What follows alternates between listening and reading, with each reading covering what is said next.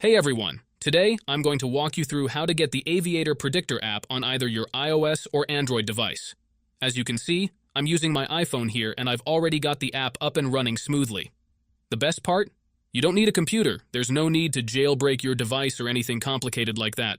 The whole process is super easy, straightforward, and it shouldn't take more than 5 minutes.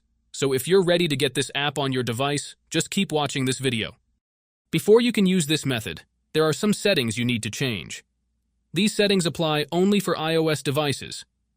If you are on an Android device, you can skip this part and move on to the next step. First, let's start by adjusting a couple of settings to optimize your device for this app. Head into your settings, tap on General, and make sure that background app refresh is turned on, either for Wi-Fi or for both Wi-Fi and mobile data. This ensures the app can run smoothly in the background. Next, swing by your battery settings and switch off low power mode. This feature can slow down your device, which we definitely don't want happening. With these two settings tweaked, you're all ready to move on to the next step. What you need to do next is open up your internet browser, in my case it will be Safari, and go to the website called lucidapk.com.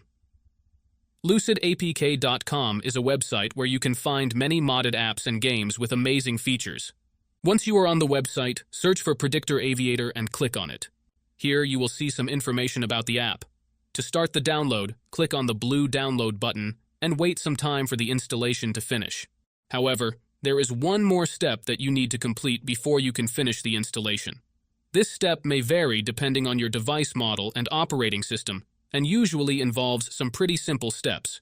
Don't worry, this step is very easy and quick, and there will be a video tutorial on how to complete it.